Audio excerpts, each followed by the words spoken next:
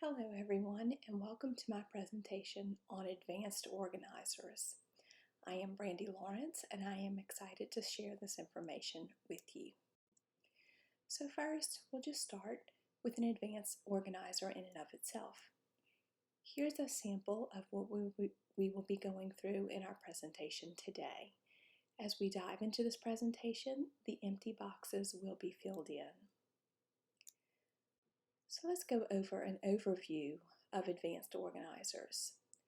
They are used before new learning, and they are used for three main reasons. One, to direct the learner's attention to what is to be learned. So that's really stating the objective and what they're going to learn for the day. The second thing they do is highlight relationships among ideas. That's why oftentimes you see them in a hierarchical view or a concept map view. And they also serve the purpose of linking new material to prior knowledge. So now we can fill in our first three yellow boxes. The three main concepts of advanced organizers, again, are to direct attention to what's going to be learned, to highlight relationships among ideas, and to link material to prior knowledge. There are a few key concepts of advanced organizers. First of all, advanced organizers stem from the work of educational psychologist David Ausubel, who has promoted the use of an advanced organizer as a way for teachers to strengthen students' existing cognitive structure with the classroom learning task. And there are two main types of advanced organizers: expository and comparative. We will talk about those now. So now let's compare our expository and comparative advanced organizers. Expository leads to new knowledge that students really need to comprehend the lesson. It includes specific concept definitions and subsequent definitions that link to that concept, and it also includes generalizations. Comparative, on the other hand, also introduces new material, but it links it back to familiar material, hence the name comparative. It compares it to what the students already know. And it activates those networks in the long-term memory to bring forth those preconceived notions. So now if we go back to our advanced organizer, we can now fill in our blue and our purple boxes because we just discussed the differences between expository and comparative advanced organizers. Now, advanced organizers come in a variety of formats and displays and names and all sorts of things. I've listed a few on this slide, and I'm sure you can think of several others that you have seen in classrooms. We have things like the KWL chart, which is what students want to know, what they already know, what they want to know, and at the end, what they have learned. We have things like concept maps, a narrative organizer, which you'll see here when we're reading a narrative story. Skimming is also an example of an advanced organizer. We have very detailed graphic organizers, as you can see an example there from Morgan State University. And then, of course, Venn diagrams. These are what we often see in classes when we're comparing two things, and that goes back to the comparative advanced organizers. So how are advanced organizers embedded in our specific learning theories? Well, first of all, the cognitive learning theory is where advanced organizers really aid in that meaningful reception of learning, where kids can go back and retrieve that learning. It's been influenced by psychologists like Piaget and others that really talk about how students must have a connection in order for it to be meaningful. It also goes along with our information processing theory. Advanced organizers in this theory activate relevant concepts in the long-term memory, which expands those propositional networks, leading to a greater chance of students retaining the information in their long-term memory. So how do advanced organizers really help our diverse learners? I'm going to explain to you three different ways. First of all, with advanced organizers, there's intentional scaffolding already there. It scaffolds learning for all of our students by mapping out piece by piece what the student should learn. Of course, not everyone learns the same, so teachers do have to differentiate those advanced organizers as necessary based on the need of the students, both higher achieving students and struggling students. And finally, the visual spatial representation, which really encompass what advanced organizers are about, is that visual piece. They help diverse students map out their thoughts and ideas in a sequential and logical way. So here you can see an example of the same advanced organizer we've been using today, but this one's for struggling students. As you see, I have put all of the pertinent information there with blanks that the students need to fill in. This is one way it could be scaffolded. Of course, for our higher achieving students, what I did is I added a box in each of the expository and comparative where they had to provide a real-life example when they've used an expository advanced organizer and a comparative. You can even take that a step further and have that explain the differences in words between those two. Now, there are many advantages and also some disadvantages of advanced organizers. Some advantages include it really helps to make those connections between new learning and previous knowledge for students. It provides a structure to facilitate reception and transfer of learning to the long-term memory, which is our goal for all students. It helps to engage students in new content because they have something tangible that they can do with that new content. And of course, it enhances recall and retention. There are a few disadvantages. First of all, not every child comes with the same prior knowledge, so it must be differentiated based on individual students' prior knowledge. And that leads to, it can be very time consuming for teachers to create an effective advanced organizer that's really going to get students to think deeply and get to those skills and standards. Now we're going to go into a couple of different instructional scenarios. First, we're going to travel over to ancient Greece and Rome, and we're going to look at their influence on the United States democracy. So you can see here the context. This is a 6th grade class that just completed a unit on ancient Rome, and it's moving into the study of ancient Greece, which we know are very connected.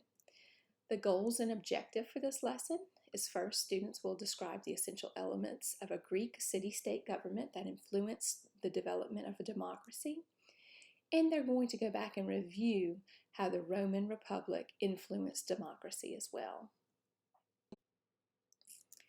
The justification for using advanced organizers here is the teacher will use a comparative advanced organizer to draw analogies between ancient Rome, Greek city-states, and the current United States democracy.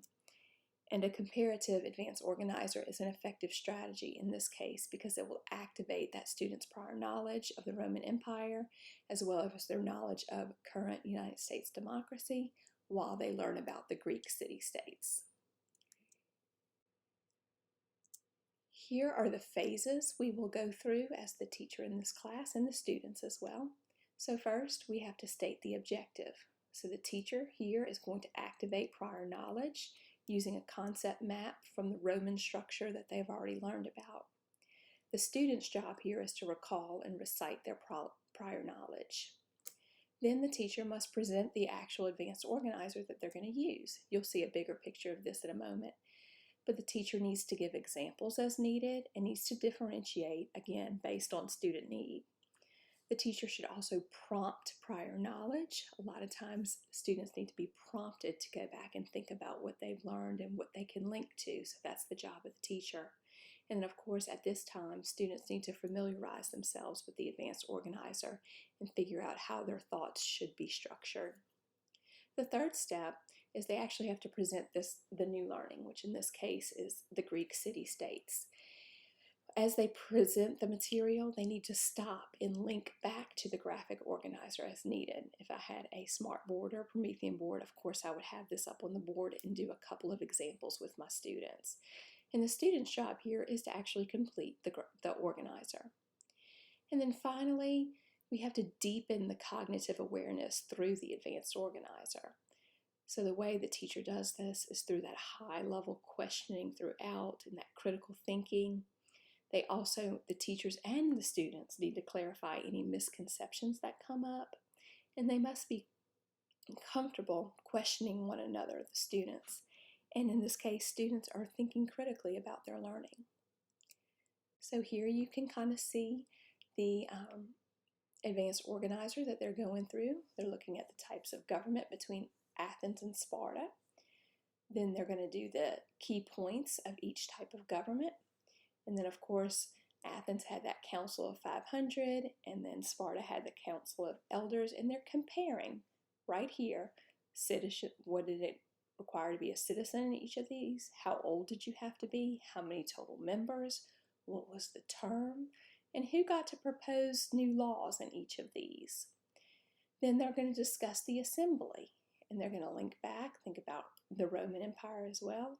And then the final piece is what from Athens can be seen in the democracy today, and what, if anything, from Sparta can be seen in our U.S. democracy today. So it's really going to be some higher level thinking there. Now, some advantages and disadvantages of this specific scenario. First of all, obviously, is making connections between new learning of Greek city-states in the Roman Empire and the U.S. It's activating their prior knowledge, and it's enhancing recall and retention. The disadvantages, some children may not be able to make those connections, so we're going to have to really scaffold and be intentional about getting them to where they need to be. And some students may have a limited knowledge of current U.S. democracy. And of course, this takes a lot of time for the teacher to prep for. Our second instructional scenario talks about states of matter. We're going to 7th grade science here. And they're studying matter and its interactions, and their job is to describe the motion, temperature, and state of a substance. So this comes straight from the Louisiana Student Standard, but they're going to develop a model that predicts and describes changes in particle motion, temperature, and the state of a pure substance when thermal energy is added or removed. So in this case, we're going to actually use that expository advanced organizer for students to conceptualize the states of matter, because they're going to have to do a lot of definitions and background work on that. And we can also start to generalize about specific solids, liquids, and gases in this example.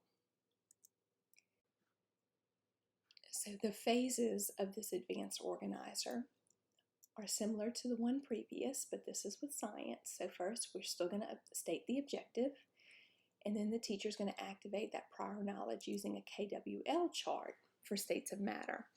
The student's job here is to complete the know and want to know on the KWL chart. Second, the teacher is going to present the advanced organizer and give examples as needed, differentiate as needed, prompt prior knowledge, and it's the student's job again to engage. You'll be able to see a bigger picture of this in a moment. Then the teacher is going to present that new learning of the states of matter. They're going to stop and link to the organizer as needed. There's a lot of background information that goes with this, so students are going to need to take notes on those specific definitions and skills, and they're going to be completing the advanced organizer as we go through. And then, of course, the fourth step is to deepen that cognitive awareness through the advanced organizer, higher level questioning. This one, we're going to do some hands-on experiences after they do their advanced organizer to see if it holds true what they have said, and it will validate their learning. And if it doesn't, they need to adjust their advanced organizer as needed. So you can see, and of course I pulled this off of a teacher's website, but they're going to name the state of matter, they're going to model what it looks like, and then they're going to show what happens with that increase or decrease in thermal energy that's going directly back to the standard, and explain what process is happening.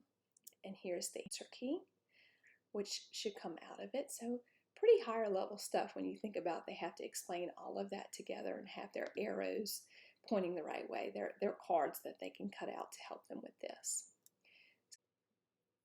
So what are the advantages and disadvantages of our states of matter scenario? First of all, again in this scenario, we activated that prior knowledge of states of matter. It enhances recall, and the visuals in this case will really aid in the retention of that content. Students will be able to see how those molecules moved. They will be able to see the arrows for most of them on what happened and explain those different states of matter. Now, some disadvantages here. The delivery of the new learning needs to be deep and specific to get to the conceptual learning. And of course, this is very time consuming to create. So I'm going to end with an concluding thought from Ausubel himself. He said, if I had to reduce all of the educational psychology to just one principle, I would say this: the most important single factor influencing learning is what the learner already knows. Ascertain this and teach him or her accordingly.